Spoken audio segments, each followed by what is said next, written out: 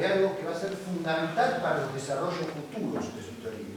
Se da cuenta que donde haya campo gravitacional, el espacio no puede ser euclídeo, como se había pensado durante 2300 años. El espacio tendría que ser con una métrica, con una geometría diferente de la euclídea. ¿Qué razonamiento hizo? Eso, como siempre, hacía el experimento mental. Es muy sencillo. Supóngase que tenemos un disco rotando, ¿sí? Entonces, sobre el borde del disco vamos a tener una velocidad tangencial que es igual a la velocidad angular de rotación por R, el radio del disco. ¿Sí? Ahora, sobre el disco vamos a tener fuerzas centrífugas, que son fuerzas no inerciales, que por su principio de equivalencia serían equivalentes a un campo gravitacional. Ahora, en un sistema que se está moviendo a una velocidad alta, la longitud 2pi por r se ve contraída por el efecto relativista de la relatividad especial, de tal manera que la circunferencia de este disco ya no es más 2pi por r, sino 2pi por r, ¿sí?, por la raíz cuadrada de 1 menos b cuadrado sobre c cuadrado. Ya no coincide con la geometría de equilibrio. Entonces Einstein se da cuenta de que si ha de formular una teoría del campo gravitacional, no lo podrá hacer en un espacio-tiempo de Euclides.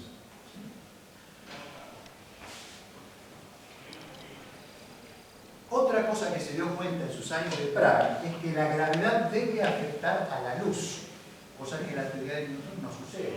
Otro experimento muy sencillo. Supóngase que tenemos un cohete, ¿sí? El cohete está en reposo, tiene un rayo de luz de una pared y llega a la otra pared.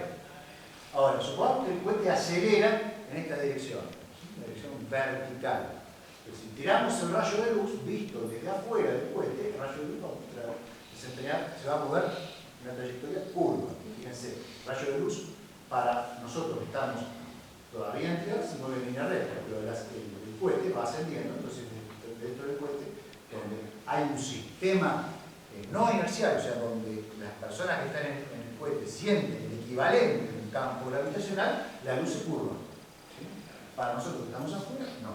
Entonces, la conclusión que saca eso Einstein es que así como se curva la luz en el campo gravitacional generado por aceleración dentro del cohete, así debería curvarse la luz cuando pasa cerca de un objeto masivo, como por ejemplo el Sol.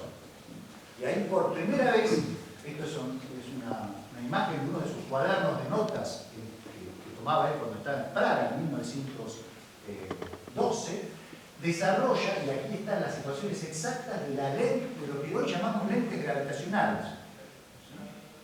Son exactamente estas que están aquí, las situaciones de un lente gravitacional, o sea, un objeto masivo que deforma las trayectorias de los rayos de luz en forma convergente produciendo una lente. Hoy es un fenómeno observado en la astronomía, en la astrofísica, pero Einstein no lo publicó. O sea, lo tuvo ahí guardado en esas notas durante casi 30 años, hasta que en 1936 un astrónomo aficionado le sacó el problema, lo instó a calcularlo y le dijo, no, eso ya lo calculé hace 25 años. Y publicó un pequeño artículo que fue el origen de toda la disciplina astrofísica que hoy se conoce como lensing gravitacional. Bueno, hasta ahora Einstein tenía todas estas ideas, pero no sabía matemáticamente cómo formular su teoría.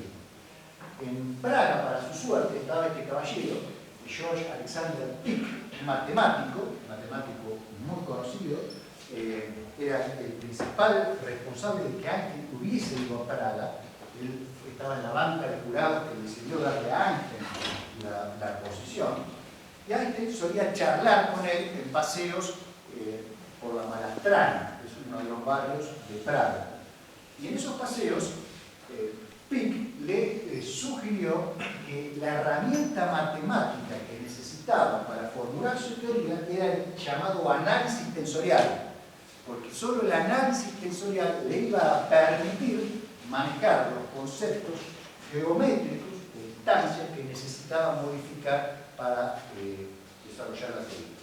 En esas circunstancias, Einstein empieza a recibir de algunos de sus amigos, Max von Laue, Max Born y Arnold Sommerfeld, los primeros trabajos que formulan su vieja teoría de la relatividad especial en el nuevo lenguaje geométrico introducido por ese caballero que está ahí arriba, Hermann Minkowski.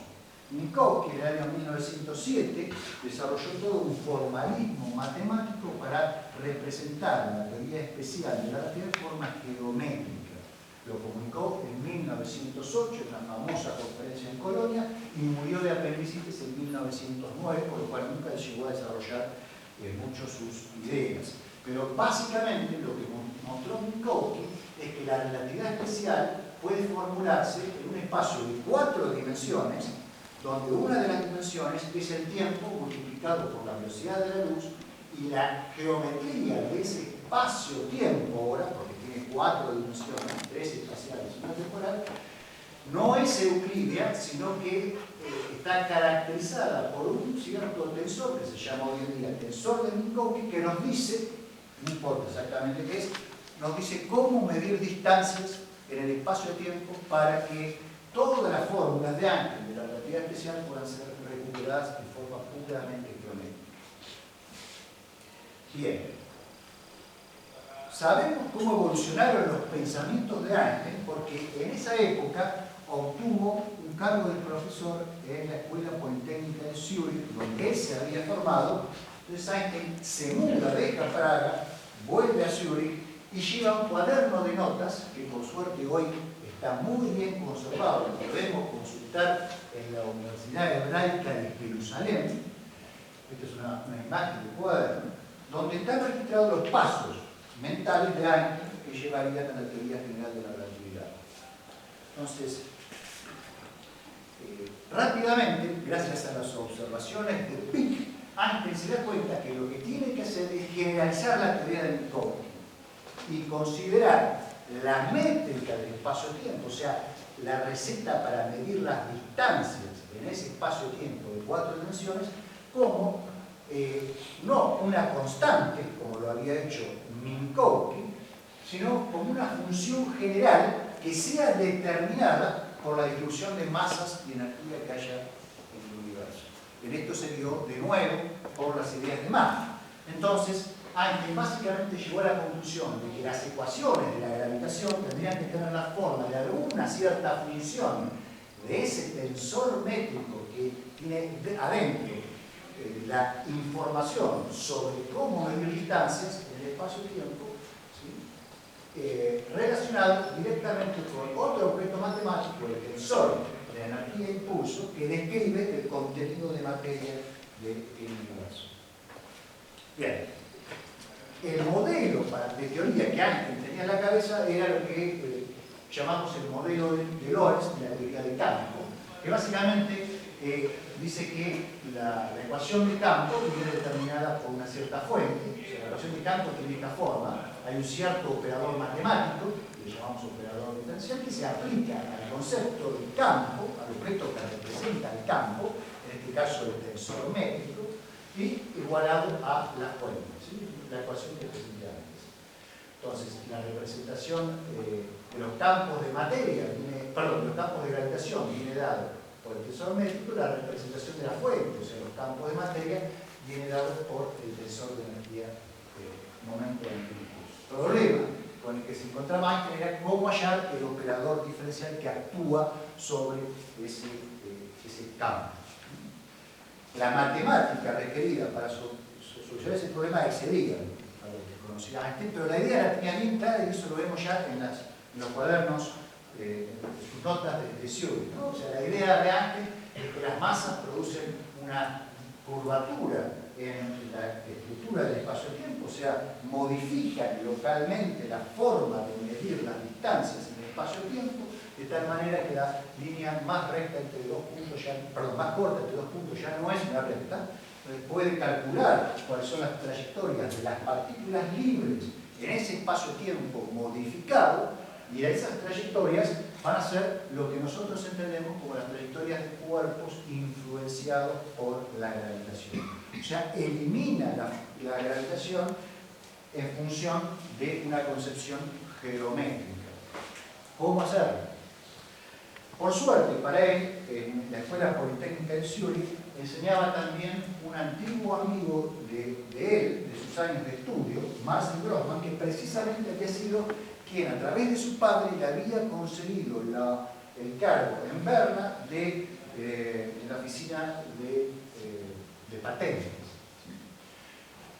Grossman era matemático y precisamente se especializaba en el tipo de matemática que Einstein necesitaba para resolver el problema. Entonces, rápidamente Grossman pudo ver cuál era la alternativa más avanzada, leyó los trabajos de Riemann, leyó los trabajos de Levi Civita y de Ricci, y fue transmitiéndole todo ese conocimiento a Einstein. Einstein solo recordaba del curso de Minkowski a la obra de Gauss sobre geometría, apartamiento de la geometría griega. Bien. Bueno, durante 1912 y 1913, Einstein trabaja duramente para tratar de dominar las técnicas matemáticas relacionadas a la descripción de la curvatura de espacios, de distintos espacios. Él estaba interesado en un espacio de 4 dimensiones, el espacio-tiempo de Minkowski, pero ahora con una métrica completamente general. Bien, para guiarse en su búsqueda de las ecuaciones, Einstein utiliza una estrategia doble, en la cual parte de un cierto principio matemático inspirado por conocimiento físico, y luego, utilizando la matemática que fue aprendiendo, trata de ir chequeando siempre con consideraciones físicas cada paso. Una estrategia de matemática controlada por la física.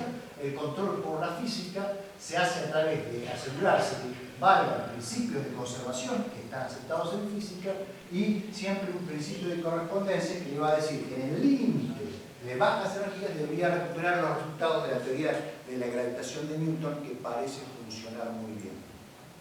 Bien. ¿De dónde parte? Parte de lo que hoy llamamos principio de covarianza general. Ese principio es muy sencillo, simplemente dice que la forma de las leyes de la física, la forma de las ecuaciones con las cuales representamos las leyes de la física, no deben depender del sistema de coordenadas. O sea, la realidad no puede depender del lenguaje que usamos para describirlo, ¿sí? Debe ser independiente. En otras palabras, las ecuaciones que representan las leyes físicas deben ser invariantes de forma bajo transformaciones generales de coordenadas. O sea, Einstein se impone al principio el requisito de invarianza frente a transformaciones generales de coordenadas. Pero fracasa. Realmente no puede encontrar ecuaciones que satisfagan ese principio. Hoy entendemos porque no conocía unas entidades matemáticas que se llaman las identidades grandes. Si las hubiera conocido, le hubiera sido muy fácil en 1913 obtener la teoría final de la relatividad. No las encontró, las ecuaciones que él postulaba covariantes no conservaban energía, finalmente las desecha y se queda con unas ecuaciones muy complicadas que son publicadas en este artículo famoso, escrito en colaboración con Marcel Grossman, que hoy se conoce como la teoría Entwurf. ¿Sí? Por Entwurf, la palabra alemana de borrador, de bosquejo inicial. ¿Sí? El título completo del trabajo era un bosquejo, un borrador de la teoría general de la relatividad y de la gravitación. Bien, durante 1913-1914 Einstein está satisfecho con la teoría Entwurf, pero después de ciertas discusiones con Hilbert, en junio de 1915 empieza a dudar de haber abandonado la covarianza general. Empieza a tener serias dudas, empieza a hacer cálculos y se da cuenta que su teoría Entwurf es incorrecta, porque básicamente no puede describir el campo gravitacional de un sistema que rota uniformemente, tampoco puede predecir con su teoría el corrimiento del perihelio de Mercurio, que da 18 segundos por siglo en vez de los 43 que se observan. ¿Sí? Y finalmente los argumentos teóricos que él tenía basados en el principio de Mach contra la covarianza general, argumento que hoy se conoce como el argumento del agujero, se da cuenta que es incorrecto y lo abandona. Libre entonces de esos prejuicios, Einstein se larga a una carrera ahora con Hilbert, que también está en el camino a tratar de descubrir las ecuaciones del campo, para llegar a ellas. ¿Sí?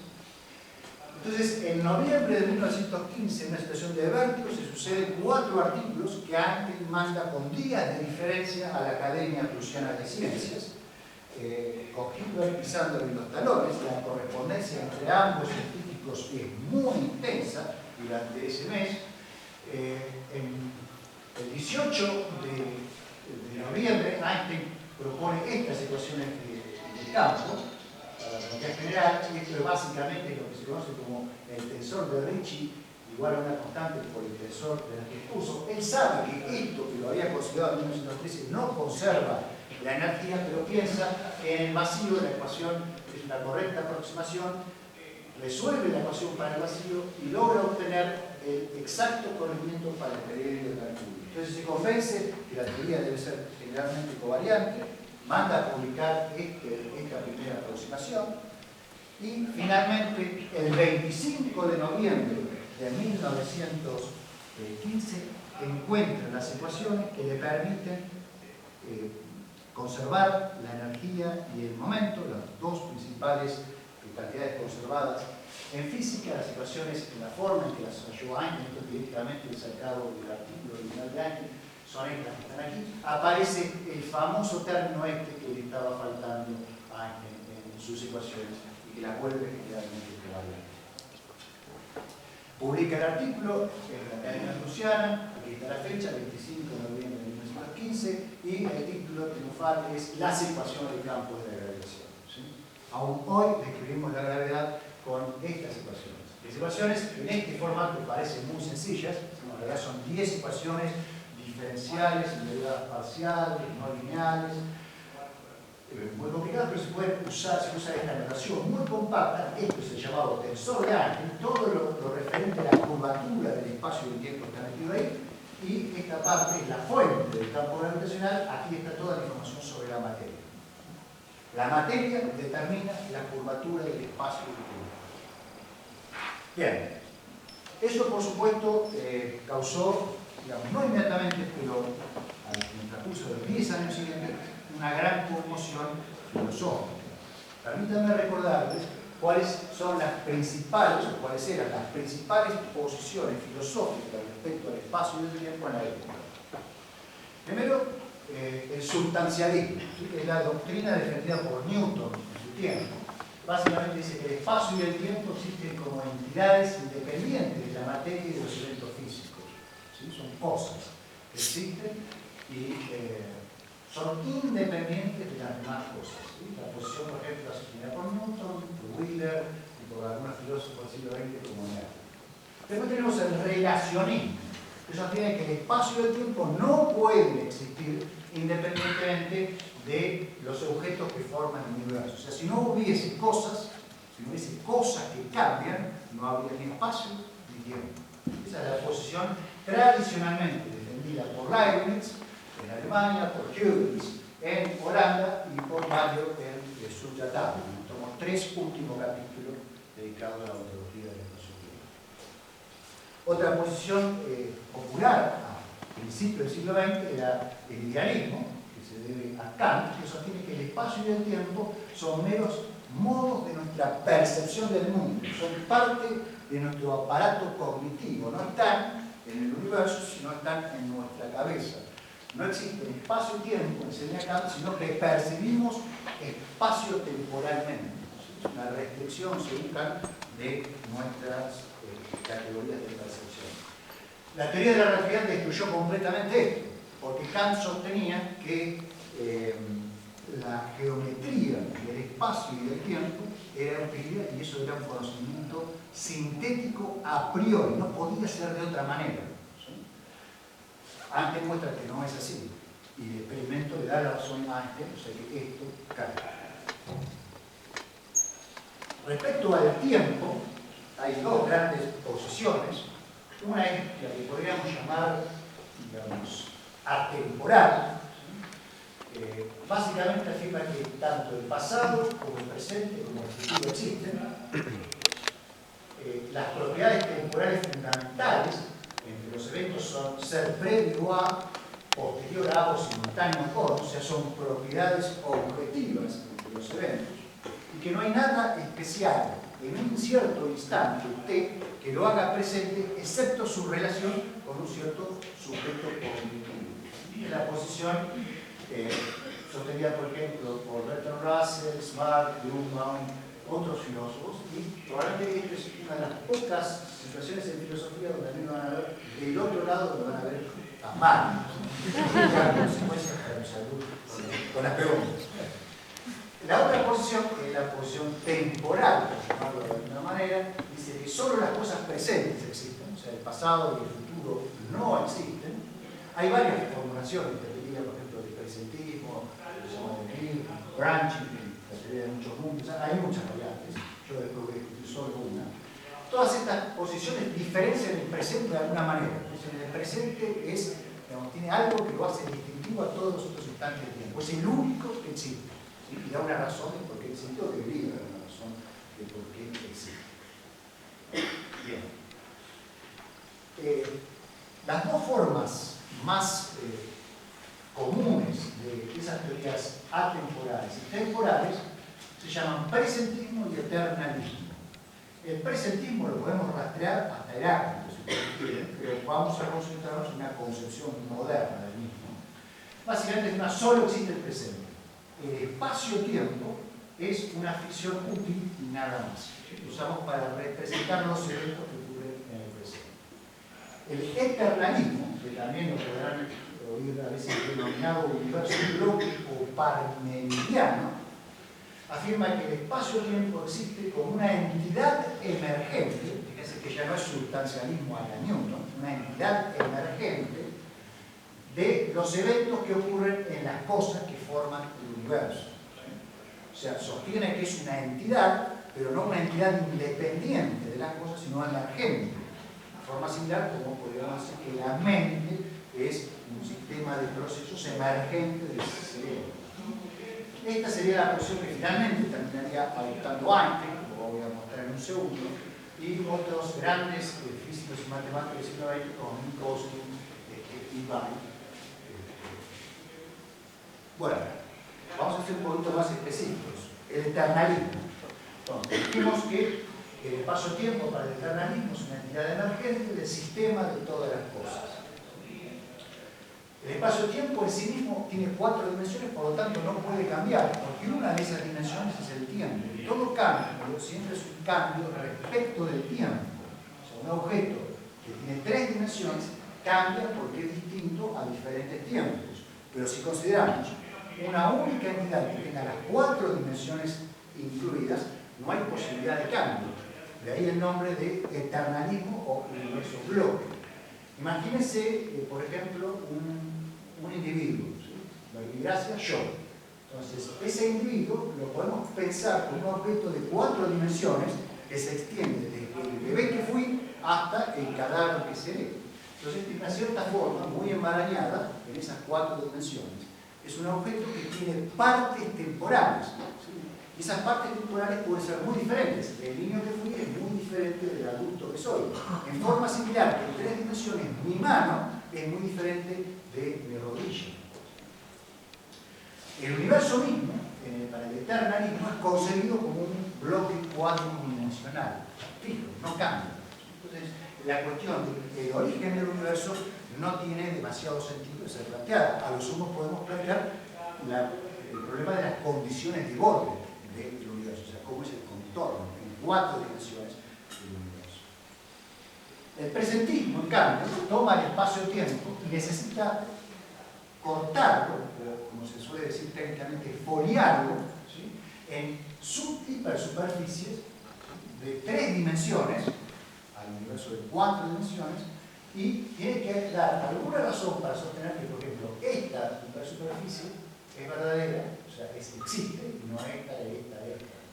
El problema principal para mí del presentismo es que tiene que explicar cómo permanentemente distintos cortes del universo van desapareciendo y cómo cosas que no existen van de repente tomando su lugar. Bien, entonces en estos 2 gráficos trato de mostrarles la diferencia entre las 2 posiciones. Para el presentismo, por ejemplo, acá lo que tienen es la Luna orbitando alrededor de la Tierra. Este tubo redondo, ¿sí?, sería la Tierra en 4 dimensiones. Estoy mostrando, por supuesto, 2 dimensiones espaciales y la dimensión temporal viene así. Entonces, un corte, vemos en 2 dimensiones espaciales la Tierra como un círculo y la Luna orbitando, ¿sí?, en otro círculo alrededor de la Tierra. Para el presentista, este corte va moviéndose desde el pasado hacia el futuro, ¿sí? Para el eternalista, en realidad lo que existe es esto. Existe la Tierra como un objeto de 4 dimensiones y existe esta espiral de 4 dimensiones que es la órbita de la Luna extendida a lo largo del tiempo. Bien. ¿Cuál era la posición de Einstein respecto a todo esto? Hasta 1917, 2 años después de formular la teoría general de la relatividad, Einstein fue un relacionista y un presentista, influido por las ideas de Mach. Recuerden que el apegarse a las ideas de Mach a Einstein le permitió, en cierta forma, llegar a la relatividad general. Entonces él se apegaba a otras concepciones filosóficas de Mach.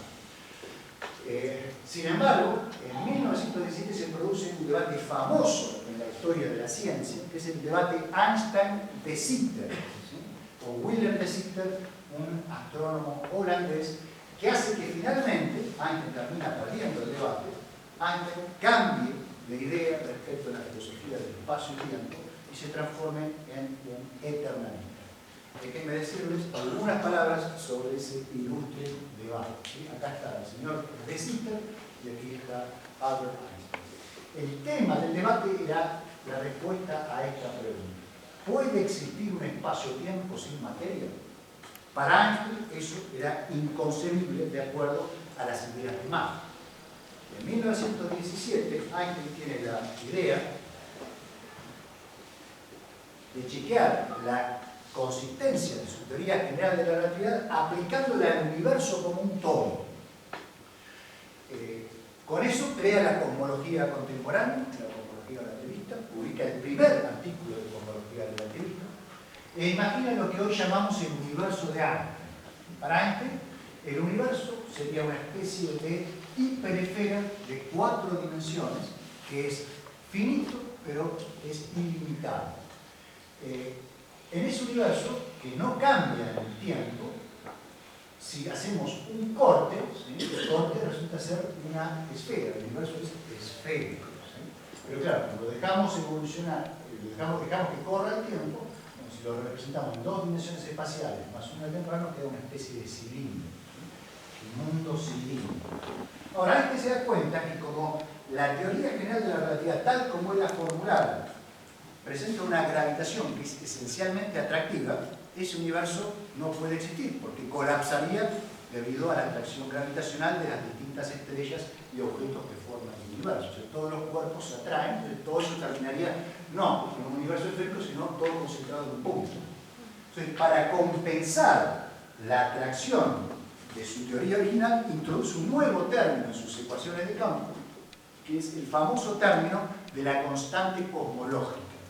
Con eso no agrega un nuevo campo al universo, como se suele decir, sino que introduce una modificación en sus ecuaciones de campo que hace que bajo ciertas condiciones la gravitación sea una fuerza repulsiva. Entonces, ajusta esta constante de tal manera que le dé un universo estático con un radio aproximado a lo que se pensaba en esa época que era el radio del universo. Bien. Publica estos resultados, ¿sí?, que pueden entenderse muy fácilmente de esta ecuación que está acá, que se puede derivar de las ecuaciones de Einstein, este A2 puntos de la aceleración que tiene el universo, ¿sí? Entonces, si el universo va a ser estático, esto tiene que ser cero, ¿sí?, no tiene que estar acelerado. Bien. Entonces, si no tuviese la constante cosmológica, digamos, este término vendría dado por lo que está aquí en estos recuadros, ¿sí?, donde esto es la densidad de energía y esto es la presión, que son cantidades que siempre son positivas. Como acá hay un signo menos, eso se contrae, se achica, ¿sí?, la aceleración es para adentro, negativa. Pero al agregar la constante cosmológica, agrega un término positivo que compensa esto y hace que esto sea cero, y su universo queda estático. Muchos años después, en 1931, Eddington demostró que este universo es inestable. cualquier universo que uno trate de construir de este tipo va a ser siempre estable. Pero en la época de este debate con de Sitter no se sabía. Entonces Einstein publica su trabajo, este es el primer trabajo de cosmología jamás publicado, implica el nacimiento, como dije, de la cosmología relativista y presenta un modelo de universo que es estático, finito, ilimitado y con materia. Y eso es lo que Einstein buscaba. Buscaba mostrar que su teoría requiere que haya materia para definir la curvatura del espacio-tiempo. Esto es una letra manuscrita de Einstein, donde ustedes pueden ver la constante cosmológica. Y esto es una curiosidad, es un manuscrito que ahora ha sido encontrado el año pasado de Einstein, con algunos desarrollos que después hizo a su universo estático para transformarlo en un universo que no fuese estático, pero que igual sea homogéneo e isotrópico. Y en realidad es la teoría del estado estacionario, que después redescubrirían Hoyle, Bondi y el otro que ya me olvidé. Bueno, Einstein, como se dio cuenta que su teoría violaba leyes de conservación, la tiró a la basura y jamás la publicó. Pero, digamos, descubrió la teoría del estado estacionario mucho antes que los ingleses. Bueno, ¿qué hizo de Sitter? De Sitter dice que caballero, en esta foto memorable, que aquí tienen a Albert Einstein, aquí tienen a Eddington, Lorentz, de Sitter y Paul Ehrenfest, el mejor amigo de Einstein en esa época, que después tendría un final trágico. Bueno, de Sitter encuentra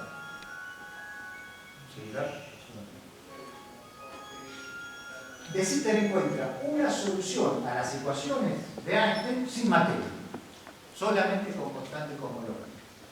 Es un universo que, a diferencia del universo de Einstein, su corte de 3 dimensiones no resulta ser una esfera, sino resulta ser un hiperboloide, que es una figura media complicada. Digamos, la proyección con 2 dimensiones espaciales tiene esta forma del universo de Sitter. Einstein inmediatamente empezó a tratar de encontrar objeciones a la existencia de un universo sin materia porque era catastrófico para las ideas humanas. Lo primero que se le ocurre a Einstein es decir, bueno, esta es una solución dinámica, lo cual la respuesta es sí, pero dice esencialmente podría ser que el universo se esté en expansión, por ejemplo, cosa que después resultaría ser el caso. La otra objeción de Einstein fue que este término que está aquí, que es donde aparece la constante cosmológica, ¿sí?, tiene infinito si el tiempo tiene infinito. Pero, de nuevo, de Sitter a eso observa que es un problema de los límites del modelo y no del modelo en sí mismo. Entonces, si queremos comparar los dos modelos, básicamente tenemos esta situación. Einstein, un modelo estacionario que no evoluciona con el tiempo, cuyas secciones son esféricas, y el modelo de Sitter, que sí evoluciona con el tiempo y cuyas secciones son hiperboloides. Bien. De Sitter presentó su solución también en una forma estática para tratar de ver si podía hacerla concordar con la observación de esa época que parecía sugerir que el universo no estaba en expansión. Esta es la forma estática del universo de Sitter. Entonces lo que Einstein señaló fue que aquí hay una situación, una singularidad, una divergencia. Si digamos, esto que está acá es igual a 1, será infinito, lo queda dividido por 0. ¿Sí? El 1 menos 1 le da 0, desaparece un infinito. Entonces Einstein dice, bueno, quizás la materia que produce la curvatura del universo de Sitter está toda escondida en esa singularidad. Pero Hermann Weyl y Felix Klein, los dos más importantes después de Hilbert, matemáticos de Göttingen de la época, mostraron que esta singularidad es una singularidad simplemente un efecto de la elección de las coordenadas y puede ser completamente eliminada. Con eso Einstein se convenció que de Sitter había hallado una solución sin materia y que el principio de Mach no se cumplía en la relatividad general. Tampoco sintetizada toda la disputa en esta simple, ¿no? Einstein dice, pero el universo explota, señala, es decir, que es intercondicionada, pero que no importa.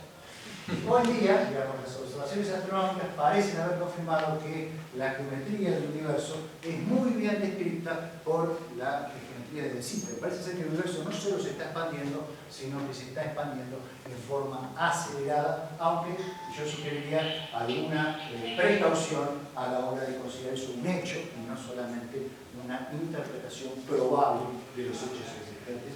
Eso lo discutí en otra charla de cosmología en este mismo sitio. El valor de la constante cosmológica que surge de las observaciones actuales es muy pequeño, en unidades M, la S, de la utiliza la representativa, pero alcanza para producir esa expansión acelerada del universo. Entonces, hacia 1920, Einstein cambia su forma de pensar y señala lo siguiente.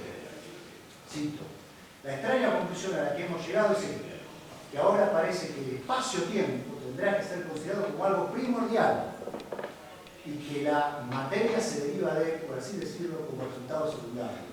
El espacio-tiempo está ahora de regreso y se come la materia. Siempre hemos considerado la materia como lo primario y el espacio-tiempo como resultado secundario. El espacio-tiempo está ahora teniendo su venganza, por así decirlo, y se está comiendo la materia. Bueno, eso es un poco una exageración, pero muestra el cambio que Einstein tuvo en su visión del espacio-tiempo. Los argumentos más evidentes contra el presentismo, que le parecieron a Einstein, uno de ellos es la relatividad de la simultaneidad. Supongamos que tenemos tres eventos, ¿sí? A, B y C. ¿Sí? Los eventos son simultáneos, digamos, en un sistema que está en reposo respecto a la ocurrencia de los eventos, entonces van a tener que suceder al mismo tiempo. Si lanzamos una señal luminosa de C a B y al mismo tiempo de A hacia B, deben llegar en el mismo momento. O sea que pasaría los tres son simultáneos. Ahora, si cambiamos el sistema de referencia y pasamos a uno que está en movimiento, vemos que podemos alterar el orden de ocurrencia de los eventos. Lo que antes era simultáneo, ahora son, por ejemplo, en este caso, primero ocurre este, después este, después este. Y en este otro caso, van a ocurrir primero este, después este, después este. O sea que eventos que en un sistema eran simultáneos, en otro sistema uno es futuro respecto al otro, y en el otro sistema esa relación se invierte. Ahora, es muy difícil que un presentista pueda afirmar que solo existe el presente si hay sistemas de referencia en los cuales hay eventos que son futuros y pasados y por lo tanto no tendrían que existir, que vistos desde otro sistema de referencia existen. ¿Por qué? Porque la existencia no puede depender del sistema de referencia utilizado. La existencia debería ser un hecho intrínseco. Hay argumentos más complicados, podría mencionar este, que está en un trabajo que va a aparecer mañana, se lo presento con un día de anticipación. Básicamente la pregunta es la siguiente. Primera premisa, existen las ondas gravitacionales. ¿Sí?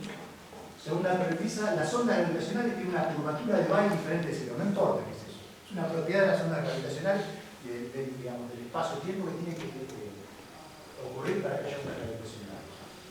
P3, la curvatura de Weyl diferente de cero, solo es posible en 4 o más dimensiones. Eso se puede demostrar matemáticamente. Si tengo menos de 4 dimensiones, no puedo tener curvatura de Weyl diferente de cero, por lo tanto no puedo tener ondas gravitacionales. Las ondas gravitacionales son solo posibles en espacio-tiempo que tengan 4 o más dimensiones. La consecuencia, el presentismo es incompatible con un mundo de 4 dimensiones, porque requiere que siempre el mundo tenga 3 dimensiones. ¿Sí? La dimensión temporal es nula. Luego, el presentismo es falso. O sea, si estas 4 premisas son verdaderas, la conclusión es que el presentismo es falso. ¿Existen las ondas gravitacionales? Creemos que sí. Por ejemplo, el pulsar binario que ha sido estudiado desde la década del 70 por Taylor y Katze muestra claramente una concordancia casi perfecta con la predicción de la teoría de la relatividad general de la emisión de ondas gravitacionales.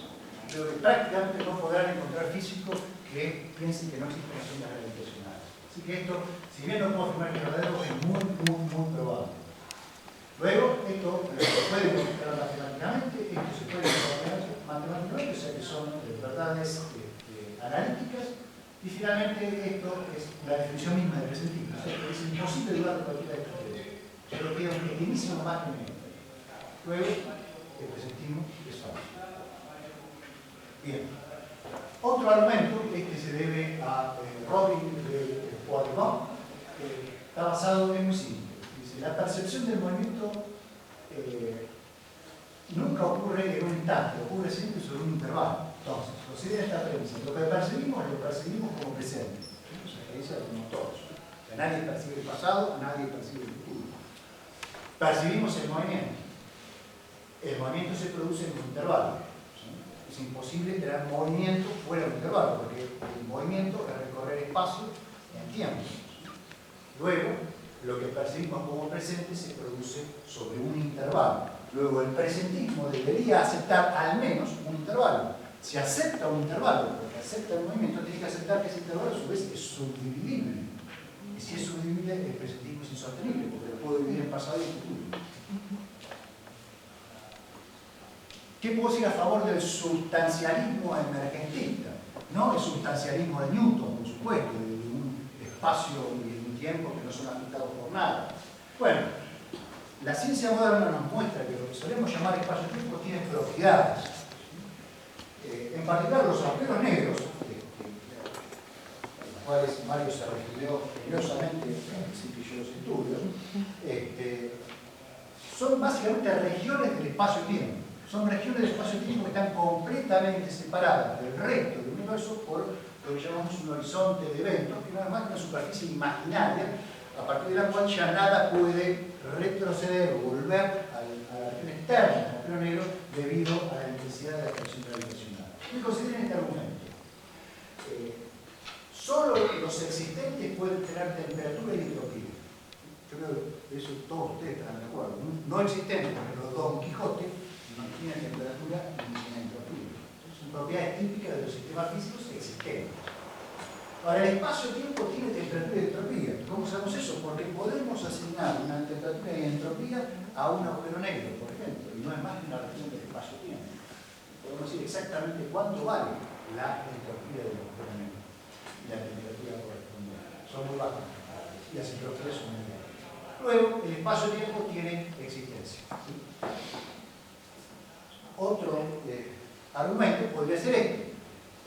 Ya no tanto para la existencia, sino para la emergencia del espacio-tiempo. Lo que tiene temperatura y entropía tiene microestructura. Un átomo, o un electrón, digamos, no tiene temperatura. La temperatura es producto de la colisión de partículas. Tampoco puede tener entropía. O sea, para tener temperatura y entropía hace falta tener estructura. Entonces, lo que tiene temperatura y entropía tiene microestructura. El espacio-tiempo tiene temperatura y entropía. La consecuencia es inmediata. El espacio-tiempo tiene una microestructura. Entonces, esa microestructura es lo que da lugar a la emergencia del espacio-tiempo. De ahí esta visión sustancialista, o sea, que el espacio-tiempo es una entidad, pero una entidad independiente de los existentes, sino una entidad que emerge de ciertos existentes que son primarios o primitivos o básicos. ¿Sí? Bien. No voy a adentrarme en ese tema porque eso nos lleva a la gravedad cuántica, que ya es muy complicado, acaso que para un seminario futuro. Déjenme simplemente decir las conclusiones de todo lo que he dicho. La primera conclusión es que el mundo parece ser un sistema cuadridimensional, de 4 dimensiones. Segundo, que los existentes son campos que, digamos, están sobre ese sistema de espacio-tiempo e interactúan con él. Pueden producir curvaturas, pueden producir un montón de cosas. Tercero, el espacio-tiempo parece tener una estructura, como acabo de mencionar, por lo que debe estar constituido por elementos más básicos diferentes de esos campos que definimos sobre el espacio-tiempo. ¿Qué son esos constituyentes básicos? Bueno, no lo sabemos, pero la propuesta, con la cual quiero dejarlos, es que se trata de entidades sui generis, ¿sí?, con una propiedad única, que es la energía. Y esa es la propiedad de hacer básicamente trabajo, en particular de producir otros existentes. Entonces, puede desarrollarse una familia de teorías, conocidas como emergencia del espacio-tiempo, donde están como las llamadas teorías de los conjuntos causales y otras, en las cuales espacio y tiempo emergen de las interacciones relacionales entre esas entidades básicas. Es lo que precisamente desarrollo en el artículo que va a estar de mañana en el ATOPH que acaba de ser aceptado. Bueno, con eso termino y les agradezco la atención, quedo abierto a sus preguntas.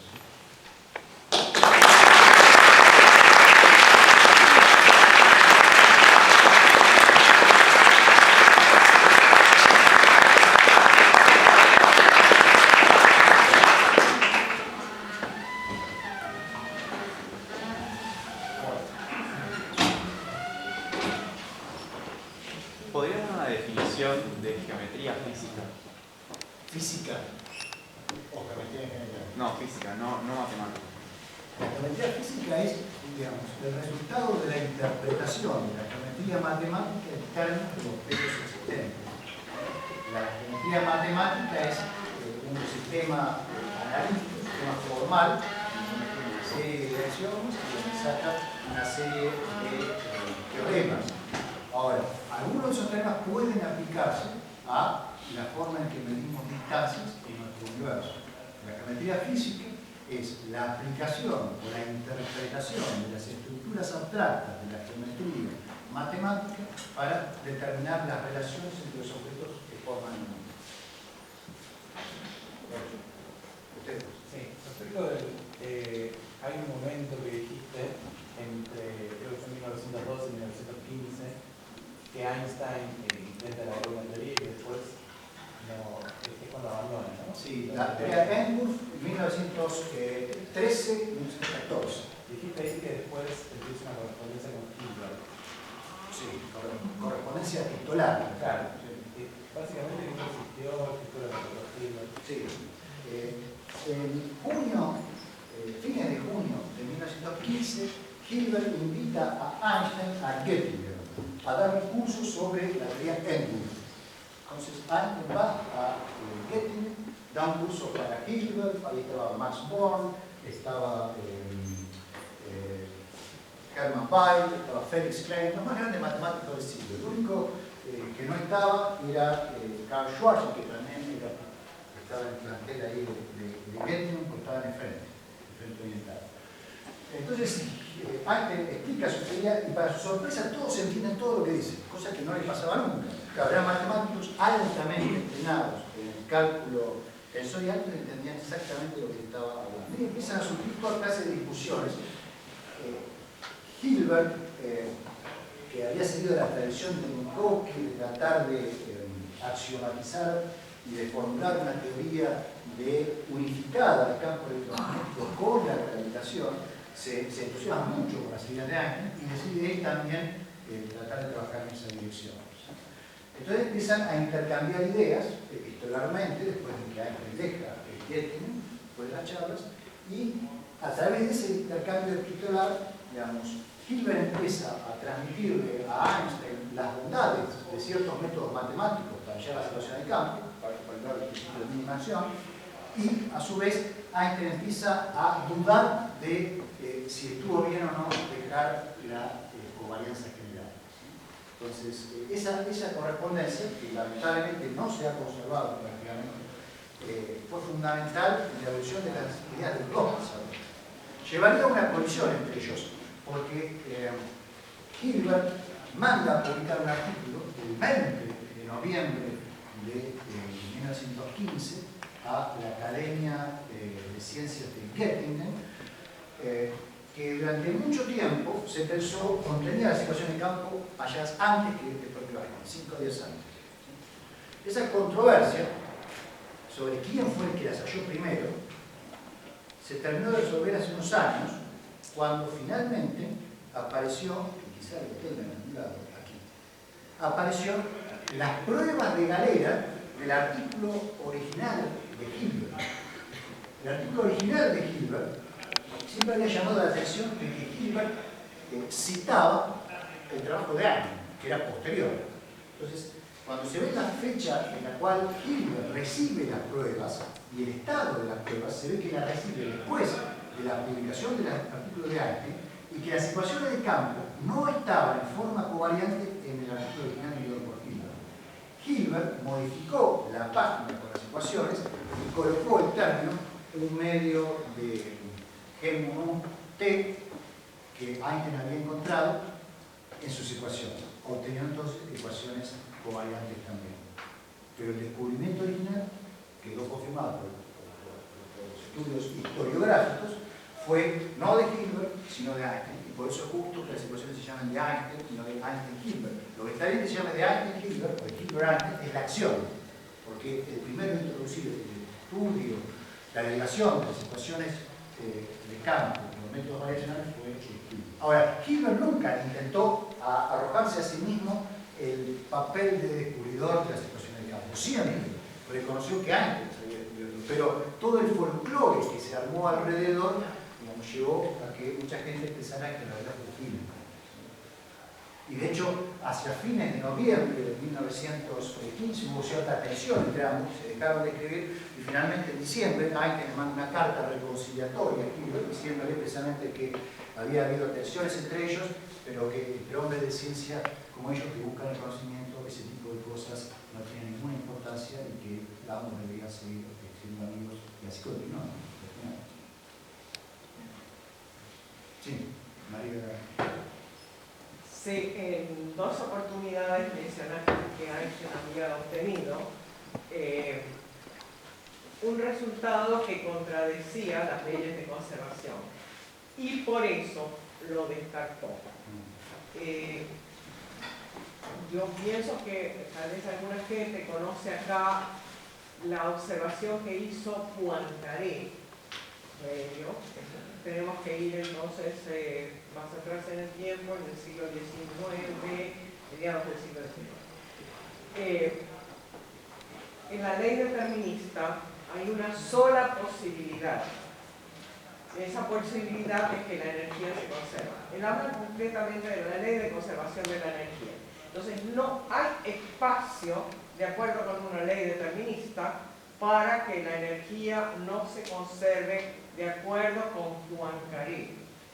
Yo creo que en el esquema de Einstein, efectivamente, las leyes eran deterministas, que los anotábamos, etcétera, etcétera, y entonces no quedaba más remedio que descartarlo. Ahora bien, ¿qué pasa si uno va a la mecánica cuántica? Te saco del tema. Bueno, primero, permitiendo un comentario, permitimos un comentario sobre la primera parte, que es lo de Poincaré.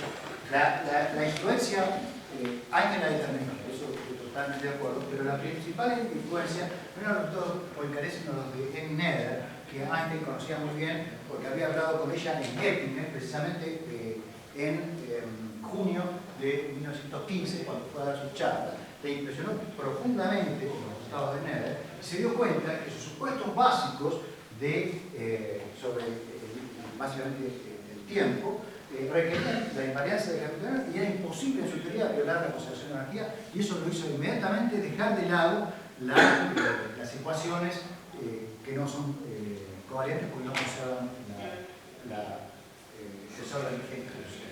Y también lo hizo dejar de lado la teoría estacionaria, ¿sí? En lo cual hizo muy bien, a diferencia después de Gould y de Bond y de compañía. De hecho, ni siquiera la mencionó, nadie supo que existía ese manuscrito de Einstein, que lo encontraron el año pasado enterrado en los archivos de Einstein en Jerusalén. Respecto a la mecánica cuántica, mi posición es la que el otro día esbozó Fede López Armengol en la charla que dio en la sesión tan linda de cuántica que tuvimos el viernes a la mañana.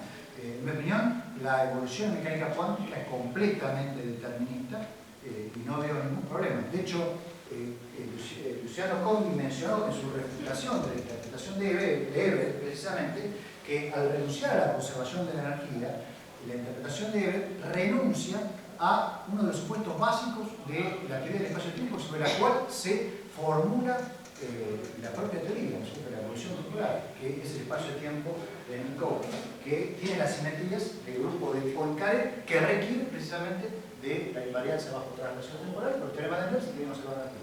Porque en mecánica cuántica la situación es exactamente la misma. Incluso en mecánica cuántica, en teoría de campos, el espacio-tiempo puro.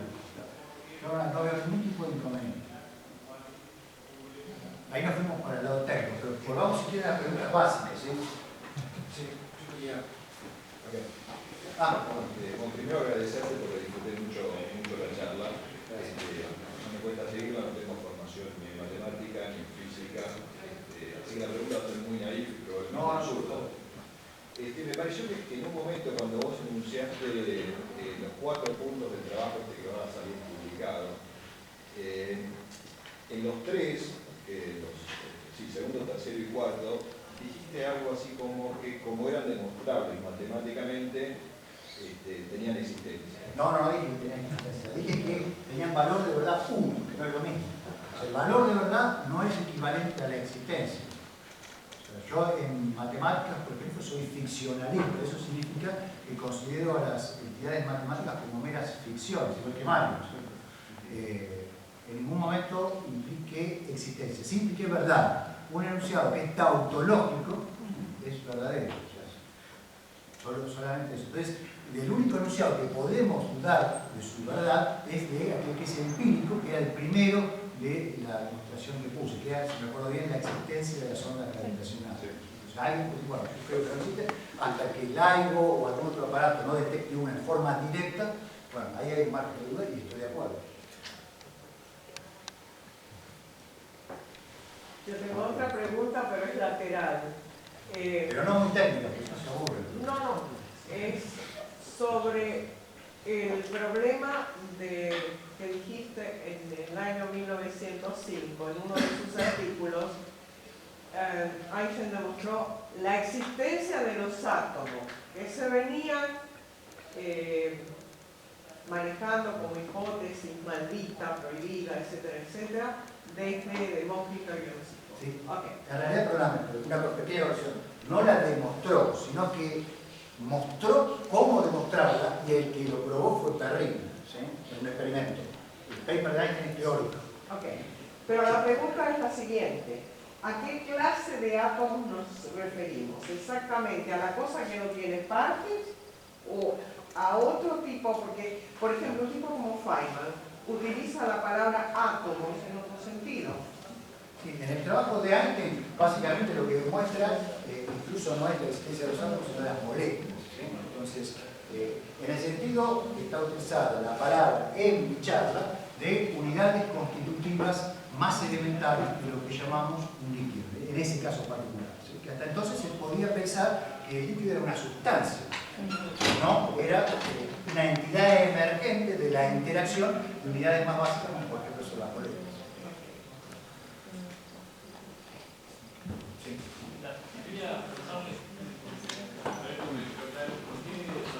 ¿por qué sostiene que la relación de simultaneidad o prioridad es una propiedad fundamental, una característica de la relación? Si es algo que es una relación que depende del observador. No, o sea, yo no dije que la simultaneidad fuese absoluta, al contrario, dije que la característica fundamental de la teoría de la relatividad es que la simultaneidad es precisamente relativa al sistema de referencia. Ahora, lo que traje es que si uno acepta la relatividad de la simultaneidad y acepta que la existencia no puede depender del sistema de referencia, entonces si es presentista tiene un problema, porque cosas que son pasadas y futuras en un cierto sistema de referencia pueden invertir su orden en otro, y ser futuras o pasadas, o pueden ser todas simultáneas. Entonces, lo que me refería es que la existencia no puede depender del sistema de referencia, no la simultaneidad, que por supuesto depende. Eso en el cuadro que puso, donde destacó que se ponía del otro lado de Mario. Claro, Mario es presentista. Hemos tenido largas discusiones con Mario sobre el presentismo versus el carnalismo. Pero yo creo que hemos llegado a un punto, una paz, un armisticio. Un armisticio porque el carnalismo es emergentista. ¿Sí? Y creo que eso es un punto que, digamos, lo hace muy diferente de otros sustancialismos como el de Wheeler y otra gente que coincido totalmente con Mario, no son ontológicamente correctos. Según el ternarismo, habías mencionado de que vemos las cosas como un bloque en el universo. No vemos, nosotros no las vemos así, o sea, La percibimos. podemos concebir el Concebir universo, las sí. ¿No está eso ligado de cierta forma a que las cosas están escritas, hay cierto destino, porque no pueden modificar ese bloque que se va dando a medida que pasa el tiempo? Bueno, el tema es que el concepto de modificar implica el tiempo, y el tiempo no es externo al bloque, es parte del bloque. Entonces, el bloque, visto, digamos, desde afuera, si es que esa expresión tiene sentido, el tiempo es interno al bloque. Entonces, la modificación no aplica, porque no hay un metatiempo respecto al cual se tenga sentido hablar de modificación o no. Vos podés hablar de modificación si estás dentro del bloque considerando un corte respecto a otro, ¿sí? Porque los comparámenes son distintos. Entonces, lo que nosotros entendemos como irreversibilidad en ese esquema es simplemente una asimetría en la estructura del mundo cuadridimensional. ¿Sí? Pero no tiene sentido preguntarse si evoluciona o no respecto a un metatiempo, porque entonces estaríamos hablando ya no de un mundo de 4 dimensiones, sino de 5 y 3, es una inflación dimensional ad infinitum, que no se lo detendría nada. O sea, quizás la pregunta estaba más relacionada con el libre albedrío. Pero ahí vamos a tener terrenos espinosos. Yo descreo del libre albedrío, pero habría que ver qué es lo que ustedes entienden por libre albedrío. Muchas veces el concepto de libre albedrío es extraordinariamente confuso. Por ejemplo, hay gente que piensa que libre albedrío es que el estado T más 1 no debe depender del estado T. Entonces, bueno, eso yo creo que si uno lo analiza un poquito se da cuenta de que no se corresponde a la práctica usual. ¿Por qué? Porque si de repente yo empezara a hacer cosas completamente extrañas que no se corresponden con lo que venía haciendo, ustedes no van a pensar que estoy haciendo uso de mi libre albedrío, sino pensarán que soy un desperfecto cerebral, llamarán de urgencia a un psiquiatra, Sarsora y todo eso. Claro, digo Sarsora que rápidamente me internaría sin asco. Entonces, yo creo que hay a veces una enorme confusión en lo que se entiende por libre albedrío. O sea, si definimos libre albedrío como la evolución de un sistema determinado únicamente por condiciones externas y no restringido por el entorno, entonces, por supuesto, hay sistemas que satisfacen eso. ¿Sí? Pero eso no quiere decir que su comportamiento sea viole las leyes de la física, que haya magia, que no sea predecible. No es también, no tiene que ver con la desigualdad de Heisenberg. No, no tiene absolutamente nada que ver con la desigualdad de Heisenberg. Las desigualdades de Heisenberg en biología no juegan ningún papel, absolutamente ninguno. Todos los fenómenos cuánticos son borrados en el límite de grandes números y desaparecen completamente. El comportamiento de los seres biológicos tiene un origen biológico y hasta químico, pero la mecánica cuántica no tiene nada que ver. Quería preguntarle, ¿qué relación hay entre el espacio-tiempo y la materia desde el sustancialismo emergentista? La materia es lo que determina la estructura geométrica del espacio-tiempo. Es teoritoria ontológicamente, digamos.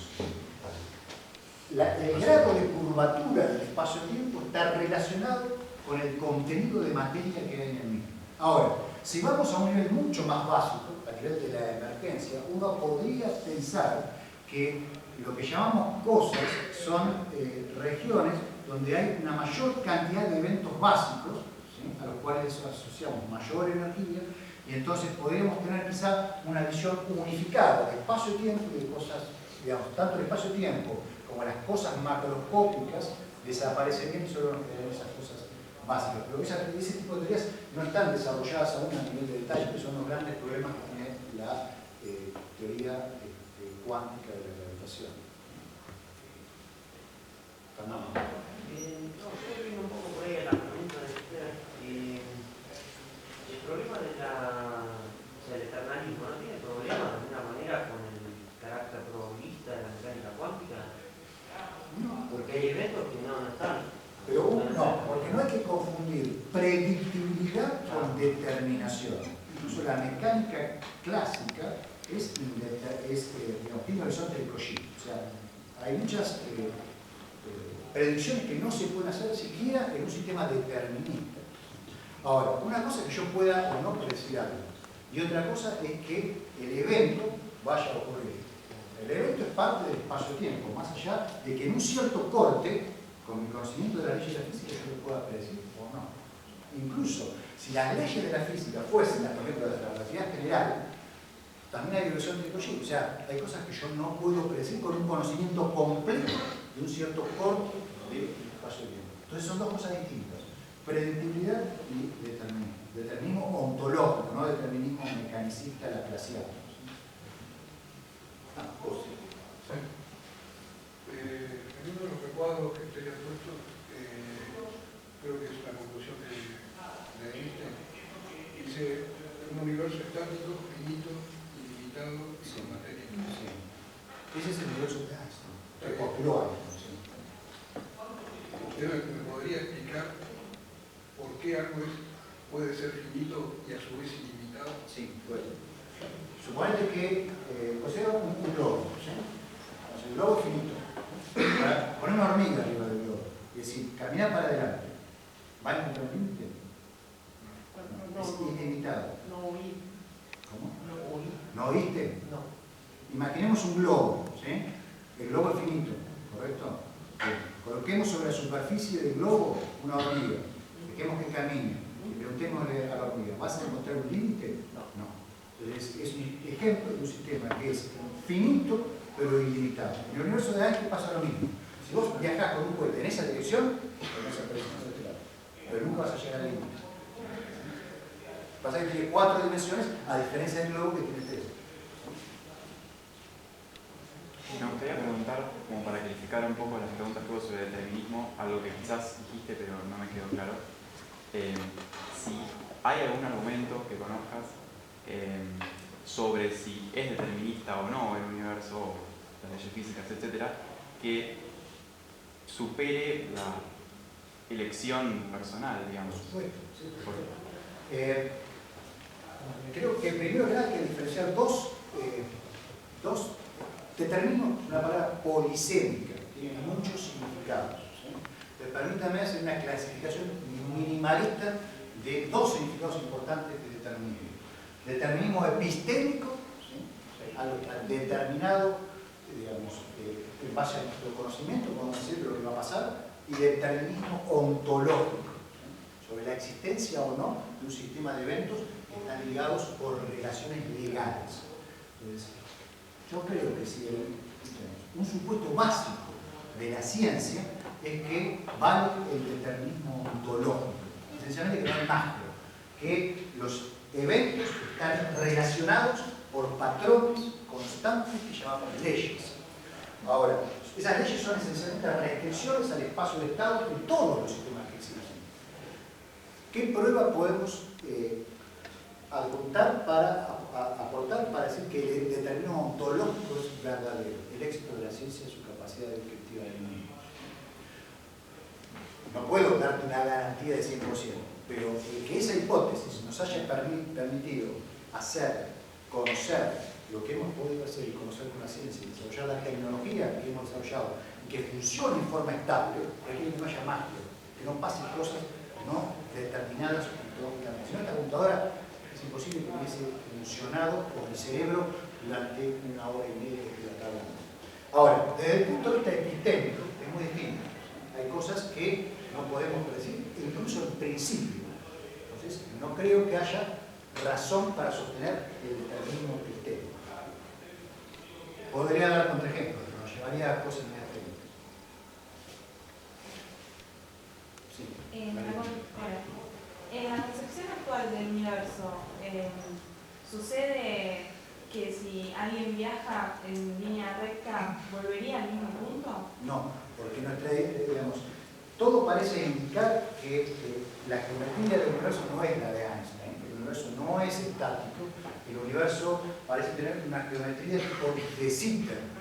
Entonces, es un universo que tiende a expandirse cada vez más y tiende, dependiendo de cuál sea la ecuación de estado del fluido que lo compone, no la conocemos con este fluido, podría incluso llegar a expandirse a una velocidad no acotada en el futuro finito. Entonces, no hay posibilidad de que vaya para allá y tenga la conclusión. Sí, por favor. Después del átomo hemos descubierto el neutrino. Un poquito más fuerte porque no. Digo, después del átomo hemos descubierto el neutrino. ¿Qué nos podés decir del neutrino y si nos podemos imaginar algo aún más pequeño? Bueno, después del átomo descubrimos muchas cosas, no solo el neutrino. Descubrimos todas las partículas que forman el modelo estándar. ¿Sí? El neutrino es una de las partículas que forman el modelo estándar. De hecho, no hay un solo tipo de neutrino. El neutrino es lo que se llama un leptón, una de las dos grandes familias de partículas del modelo estándar, los otros son los quarks. Hay neutrino electrónico, hay neutrino muónico y hay neutrino tau. Las masas de esos neutrinos son diferentes. El modelo estándar puede decir que no tienen masa, pero hay evidencia de que sí la tienen. Eso muestra que el modelo estándar es incompleto, su modelo fenomenológico debería ser superado por una teoría más completa. Hasta donde sabemos, el neutrino es una partícula elemental. O sea, no tenemos ninguna evidencia de que tenga una estructura. ¿Eso significa que no tiene estructura? No necesariamente, no lo sabemos.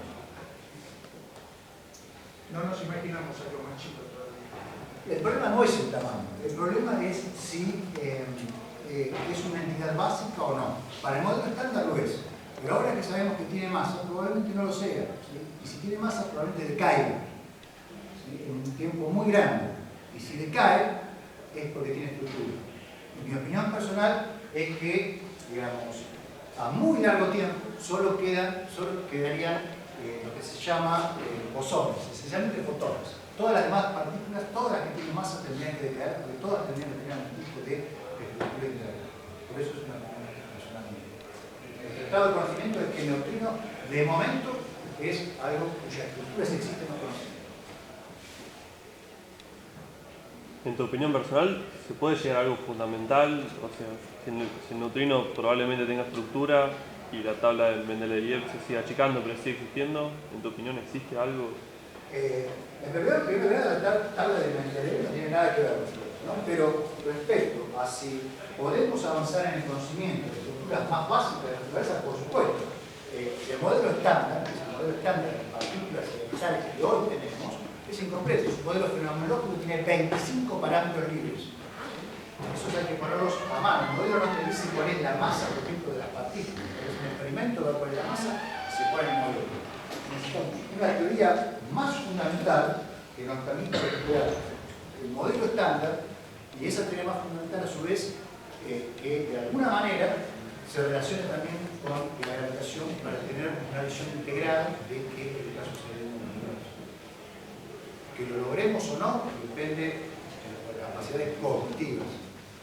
No sé si de la inversión que hagamos en ciencia, que lo logremos o no podría decirlo, pero que es posible, porque la incompletitud de esos modelos se puede demostrar. Bueno, las últimas dos. Quería pedirte si podés ahondar un poquito más en eso que mencionaste acerca de que los sistemas biológicos y el comportamiento, lo voy a decir mal, pero el sentido que me quedó es como que escapa un poco, digamos, no tiene nada que ver, dijiste, con fenómenos cuánticos. ¿Dónde está el quiebre, digamos? ¿Por qué se escapa? Las propiedades algo que se supone que son leyes básicas hasta donde entiendo. Las leyes cuánticas son leyes, o sea, el mundo está dividido en niveles. ¿Qué significa estar dividido en niveles? Quiere decir que las cosas se organizan de tal manera que los niveles más complejos emergen de los menos complejos. En ese proceso de emergencia hay propiedades que aparecen y hay propiedades que desaparecen. Por ejemplo, yo soy un organismo biológico y tengo una propiedad, digamos, que es la capacidad de pensar. Ahora, si vamos a nivel químico, ponemos un poco de carbón, un poco de azufre, un poco de hierro, un poco de calcio, lo mezclamos con un poco de agua, eso no va a pensar. O sea, la capacidad de pensamiento emerge a un nivel que requiere cierta organización interna para que aparezcan nuevas propiedades. De la misma manera hay propiedades que desaparecen. O sea, por ejemplo, hay propiedades que tiene un átomo o que tiene, por ejemplo, un electrón, como la carga eléctrica o el spin, que yo no las tengo. No las tiene ningún objeto macroscópico. ¿Sí? Bueno, carga puede tener. Pero sí lo tienen los átomos que te están formando. De esa manera. Sí, pero yo no heredo las propiedades de esos átomos. ¿Sí? Yo no tengo spin por más que mis átomos tengan spin. Los quarks que forman los protones que están en mi cuerpo tienen unas propiedades extrañas, que se llaman sabores. Yo no las tengo, tienen color, yo no lo tengo. El color en otro sentido, no el color de... Entonces, esas propiedades desaparecen. De la misma manera, la mayoría de las propiedades cuánticas, por ejemplo, el carácter probabilístico de las predicciones en mecánica cuántica, desaparecen en los promedios de grandes números cuando se pasa a sistemas químicos, sin ni hablar a sistemas biológicos o físicos macroscópicos. Por eso estaba preguntando en dónde se establece ese salto donde eventualmente parecen de alguna manera violarse esas leyes básicas, porque yo no soy las proteínas que me conforman, pero hay reglas, digamos, donde las proteínas y la manera que se organizan hace que yo sea. Yo creo que no es posible no es posible trazar una línea demarcatoria así estricta, ¿sí? Entonces, de este lado vale lo cuántico, de este lado vale lo clásico. Porque hay un problema, Frank, aquí, donde estamos afectados por lo que se llama vaguedad semántica del lenguaje que estamos usando para escribir la realidad. Supongamos que yo digo, fulanito tiene pelo, ¿sí? Entonces señalo al caballero, sin duda tiene pelo. Digamos que, no voy a decir a nadie, pero otro digo que es pelado, digamos, no tiene un solo pelo, perfecto. Pero por ejemplo que tienen, no sé, 75 pelos. Uno dirá pelado, otro, ¿no? Y le agregamos 300 pelos y es pelado. Bueno, es muy difícil. ¿Por qué? Porque no podemos definir un pelado como la persona que tiene menos de 3.224 pelos. Es un término ambiguo, la ambigüedad semántica. Lo mismo, hay una ambigüedad semántica en lo que llamamos comportamiento clásico y en lo que llamamos comportamiento cuántico. Este es el reino de esa ambigüedad semántica, que es ambigüedad de nuestro lenguaje. Como no somos capaces de precisar nuestro lenguaje en esta región, hay ciertos casos que no vamos a poder tratar correctamente con nuestras teorías. Pero eso no, esa ambigüedad no deviene de que en realidad se trata de que hay un continuo en esos niveles que vos estuviste explicando. En realidad hay una interrelación entre cada uno del nivel, no hay un salto que pasa de un nivel a otro, sino que hay una dependencia. Por lo cual la ambigüedad, digamos, ¿dónde la pones? ¿En qué nivel la pones? Digo esto porque me sonó fuerte cuando dijiste, bueno, los seres vivos, digamos, de alguna manera no importa para nada lo que... Para nada, eso te lo firmo. Yo tengo que ir a un nivel más y decir, bueno, lo molecular tampoco importa. Entonces pasa, digamos, para quienes, por ejemplo, hablan de conciencia, te dicen, bueno, no, en realidad no necesariamente, digamos, la conciencia, bueno, creo que el mismo Popper de alguna manera se centraba en esto, y es que la conciencia no necesariamente radica en el cerebro, hay algo que emerge por fuera, que no tiene una entidad física, que es lo que... Entonces, eso nos lleva a un terreno muy largo de discutir, con la discusión del dualismo. En mi opinión, las doctrinas de Popper y Eccles y otros dualistas están completamente refutadas por las investigaciones actuales en neurociencia. La postulación de entidades inmateriales está refutada por la investigación actual en neurociencia, por lo menos en lo que tiene que ver con la mente. Y entra en conflicto directo con algunos de los presupuestos más básicos de la ciencia, incluido lo que hablamos hoy de la constelación de la mente. Pero igual, más allá de las doctrinas sobre la naturaleza de la mente, la mecánica cuántica no aparece ni siquiera lo que sostiene el dualismo. Para lo que sostiene el dualismo, un sistema cuántico es tan material como un sistema clásico, por lo tanto no puede interactuar con una entidad como la mente, que es espiritual. Yo definitivamente no escribo necesariamente un dualismo, más allá de a veces de la necesidad de vivir, digamos, entonces tenés que no ser completamente coherente con una teoría totalmente fisicalista. No soy fisicalista. Sin embargo, cuando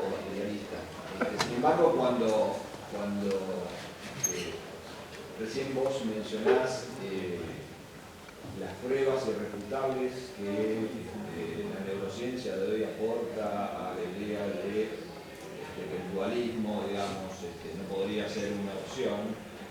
También, digamos, ese es un terreno donde sí, digamos, conozco un poco más porque hago neurociencia. Y me parece arriesgado también decir que hay pruebas irrefutables en neurociencias acerca de nada, pero no sabemos acerca, sobre todo sobre el tema, digamos, de la relación mente-cuerpo, todavía estamos lejísimos de comprender nada, con lo cual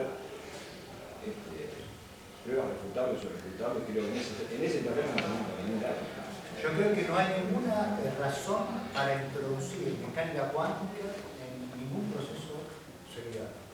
Si vos conocés algún experimento que muestre la influencia de un proceso cuántico en algún resultado neurológico, tenés que apuntar también, probablemente como un primero. Juan, te pregunto, quería ver qué pensás sobre una teoría momento una teoría de esa magnitud no caería en un terreno tan especulativo como la teoría del juego.